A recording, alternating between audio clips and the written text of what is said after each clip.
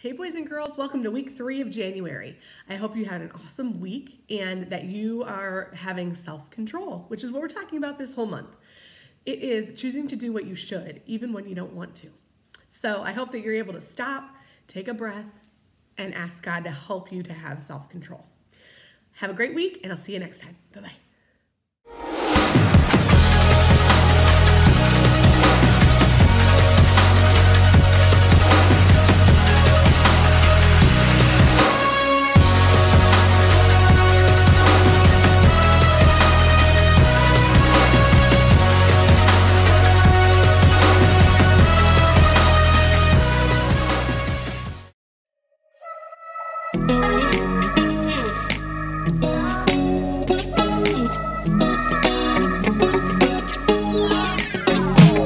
Whenever I'm in need and I'm looking for help, God, you're always there for me. Wherever you lead me, I can follow you. God, you're always there for me. Oh, God, you're always there for me. Help me believe you know what's best for me. I feel it in my soul when you are in control. I got one life to live and I wanna live it your way. Oh yeah, I do what I should do when you help me choose. I got one life to live and I wanna live it your way. Oh yeah, I got one life to live and I wanna live it your way. Oh yeah, one life to live and I wanna live it your way. Whenever I'm lost and I don't know where to turn, God, you're always there for me. Wherever I go, you're always by my side.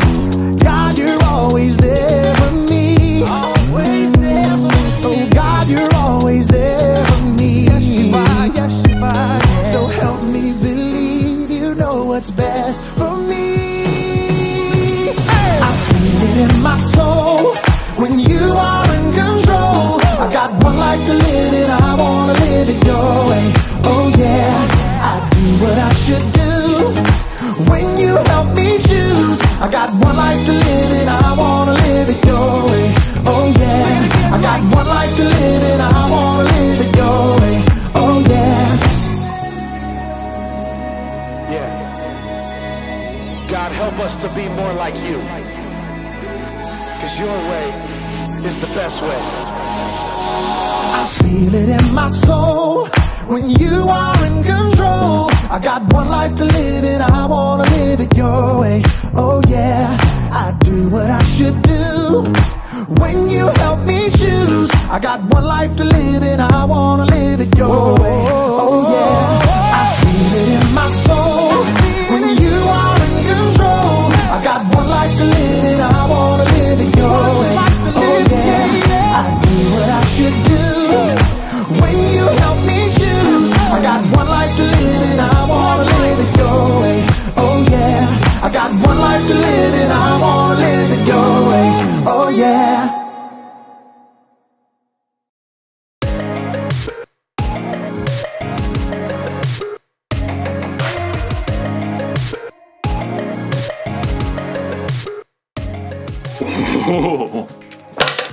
Hello everyone, my name is Jacob, here today to talk to you about self-control.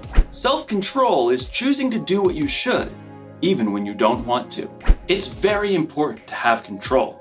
I have a controller for just about everything, in fact. Like this stereo.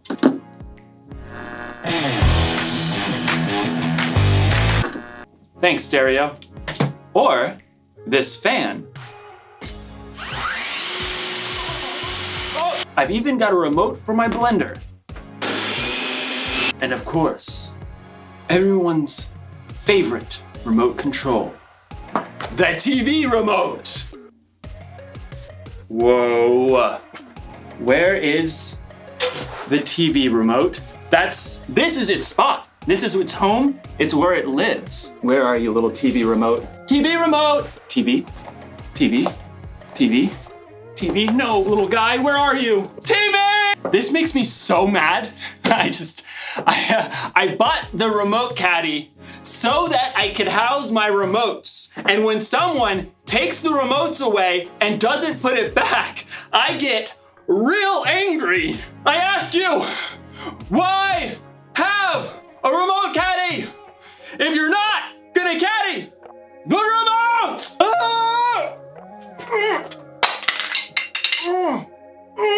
What's going on? Oh, I think I'm paused. Okay, maybe this is for the best. I was really losing my temper there. Okay, I feel better. You can unpause me now.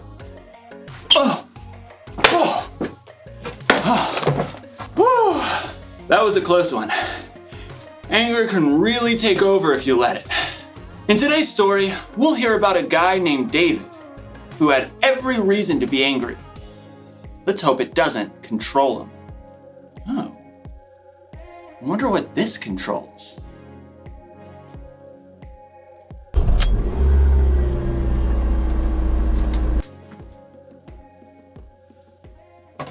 I don't even own a car. The Bible. It's 66 books of history, stories, letters, and poetry that fit together to form God's one big story. The epic adventure of how He created us and loves us so much that He made a way to rescue us.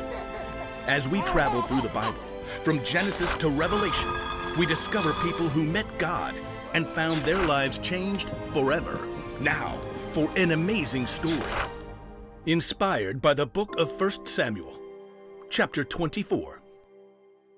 David had been chosen by God as Israel's next king, but for a while, Saul was still king. David served King Saul and won many battles for him. The people loved David. Hey David, you're so fine, you blow our money, David! Hey David! Saul, however, was deeply jealous of David. In fact, he even tried to kill him. David escaped into the wilderness, where around 400 men came to join him. People who were in trouble or owed money.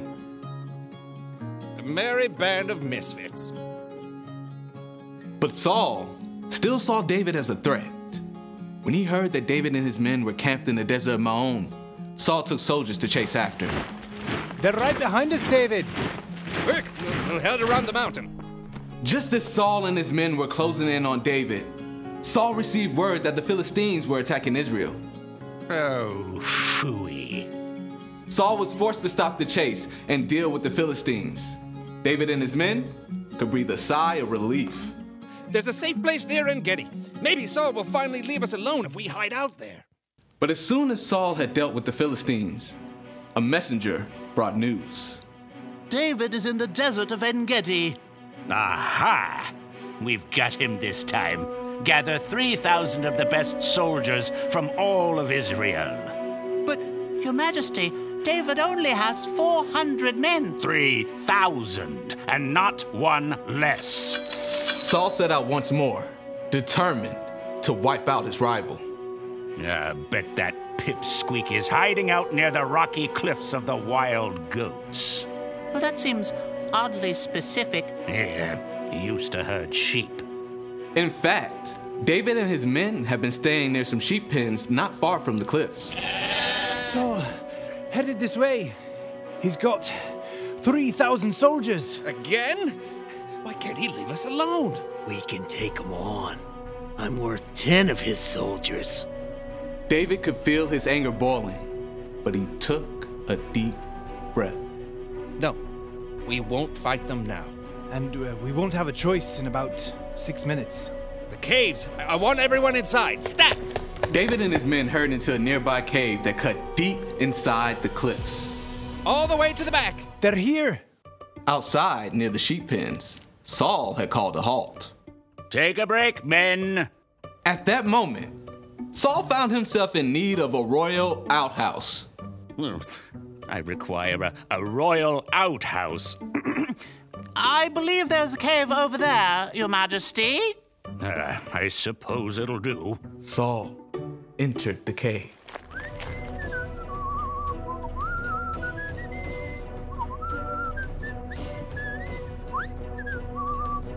Far back in the cave, David and his men froze.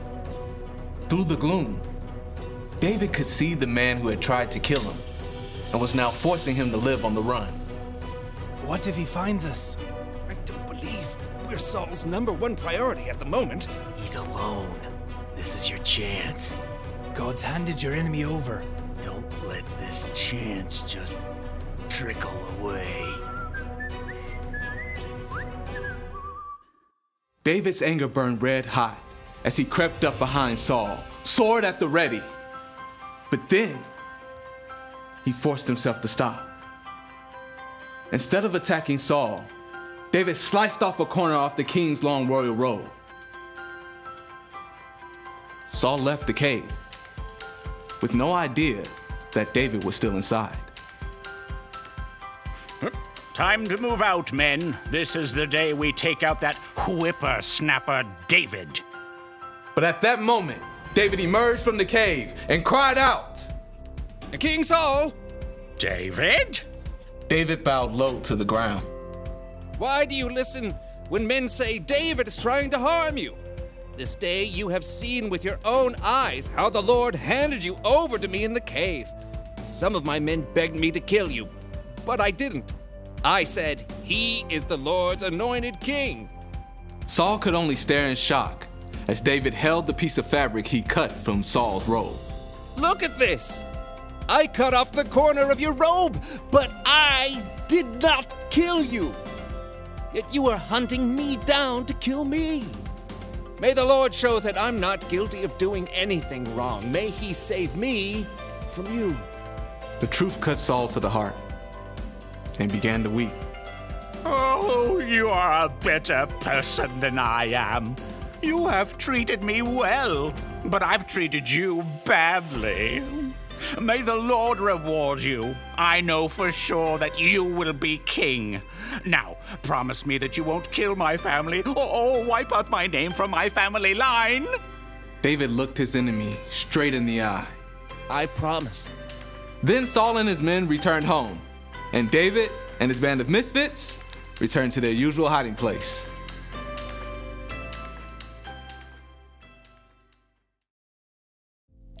David was angry at King Saul, and he probably should have been. King Saul was trying to kill David. But even in his anger, David didn't lose control.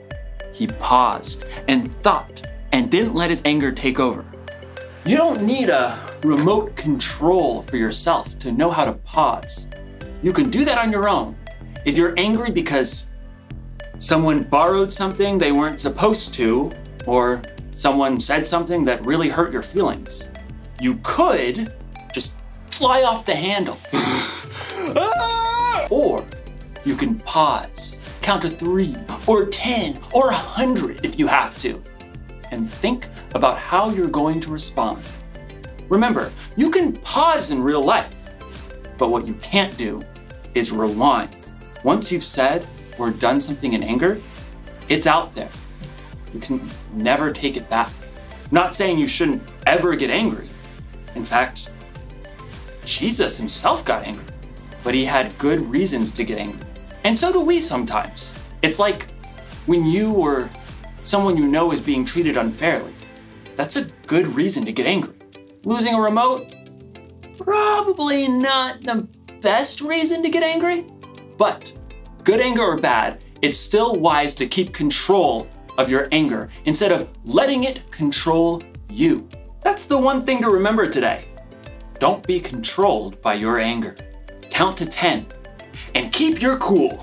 Music! Okay. Music! Oh, that's the... Okay.